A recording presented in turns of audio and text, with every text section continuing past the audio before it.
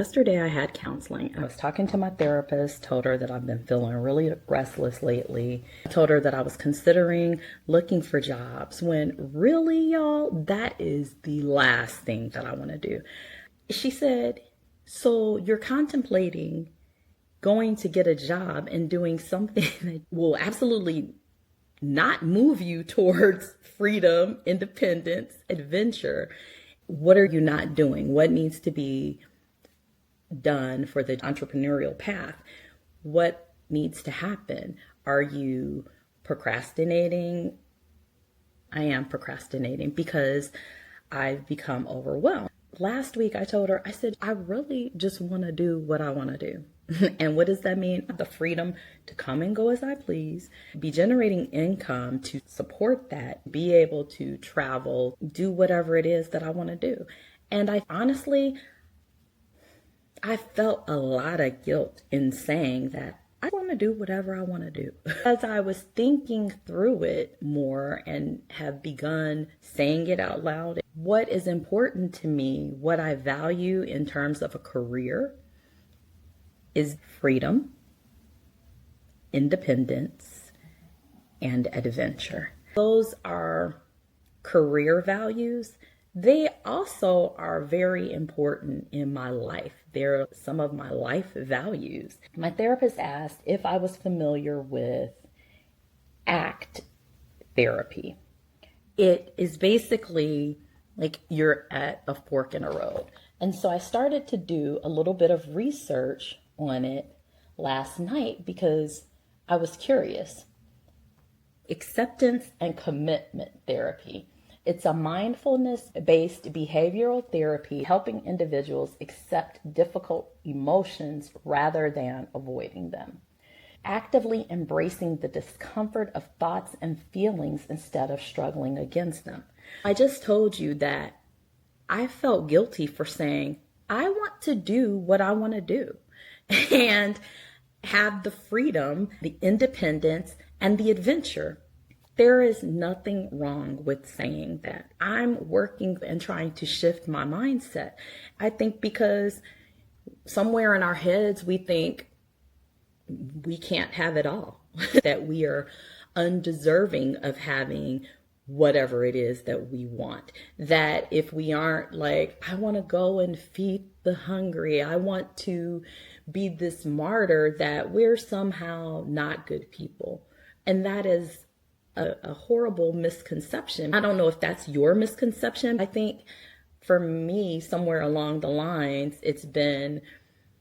I've said, I wanted to be fulfilled. I wanted to be passionate about what it is that I'm doing, because when you're passionate about your work, it doesn't feel like work.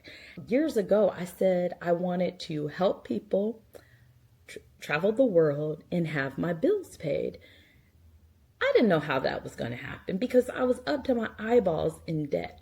I still don't know how it's going to happen. But what I'm allowing myself to do is try to move through it. My therapist and I talk about that a lot. It's okay to feel the feelings that you have. It's okay to feel overwhelmed. It's okay to feel sadness. It's okay to feel whatever emotion you're feeling. You just have to learn how to move through it. I don't want to be uncomfortable. I don't want to be in the pain. I want to just overcome it. If this is the pain, I just want to hop over it. I want to get around it. That's not how it works. Sometimes we experience pain and suffering in our lives. And if we're Christians, we're like, God, why am I going through this? Why am I feeling this? Why haven't you taken me out of it and rescued me? Because what I'm learning, thanks Pastor Mike, is that if God takes you out of it, you haven't learned the lesson. Where is your growth opportunity? I think about our relationship with God similar to the relationship that I have with my own children, and that I want to teach them. I want to give them everything. I also want to make them independent. I want them to become self-sufficient, be able to handle and hold their own in the world and not be totally reliant upon me. At times, I've had to pull back because I was giving too much and they weren't learning the lesson. If you fix everything for them, where are they going to develop those skills, the problem solving, the critical thinking? How will they master those if they are never given the opportunity to? When we have difficult times in our lives and storms, and we feel like maybe God has left us or forsaken us, or we wonder why we're still in it, it's because we haven't mastered the lesson. We're going to keep failing until we get it. I want this independence. I want freedom. I want adventure. But you know what? I also have to show that I am ready for it, that wherever I am, I have built consistency. I have built a framework. I have all of the tools and mastered what I need to be given this life. We talked about how you can become hooked, and it wasn't making sense initially, just looking at it. All right. So on my sheet, I wrote my values: freedom, independence, adventure. So the way that this works is that instead of me taking actions that move me toward my values, I'm over here and being hooked. I'm being stuck in my rut. And my therapist said, we get comfortable in our ruts. We make it comfortable. We set up nice pillows and cozy blankets, and we just stay in this rut. Because although we want to be over here, we've gotten comfortable. We've gotten comfortable in the woe is me, in the I'm afraid. Are you willing to trade off immediate money for your ultimate freedom, independence, adventure? How much am I sacrificing for that independence? Am I going to sacrifice the freedom and the adventure? You can create the life that you want to live. I'm in a point where I'm trying to rebuild my life. I'm trying to heal from traumas that have gone undealt with for decades.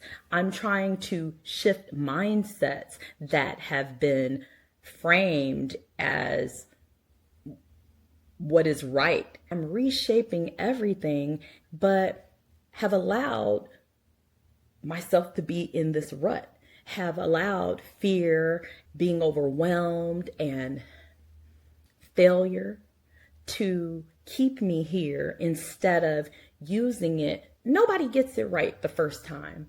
I don't know any business owner, any entrepreneur that just gets it right. These are the growing pains, and I have to get out of my own way. That's acceptance, embracing the discomfort of the thoughts and feelings instead of struggling against them. We're in a rut. This is a time period. It feels like an eternity. There are a lot of different circumstances that may have you where you are, and that's okay. But you don't have to stay there. It's a choice to stay there. You can move through it, as difficult, as painful, as uncomfortable as it may be. When you move through it, you're going to grow through it, and you're going to overcome it. And you can look back on it and be like, wow, I did. I kept showing up. Don't beat yourself up. Words that we speak, the thoughts that we think, they are powerful. You have to change them. The more that I've slowed down and taken time to understand who I am as an individual and what my likes and dislikes are, what I value, the better it's becoming. I want to encourage you that wherever you are in your life, to start. You just have to start. I said that in my video yesterday. Start small. Be kind to yourself. You're not going to have it all figured out today. You're not going to have it all figured out tomorrow. You may have a life satisfaction score that was like mine, where out of 10 areas, none of them are at a 7, a 8, or close to a 10. You are totally dissatisfied with your life and where you are.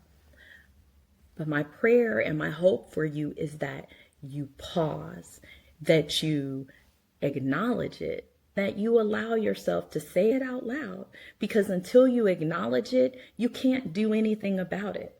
Acknowledge that where you are isn't solely your fault, but you did have a hand in it.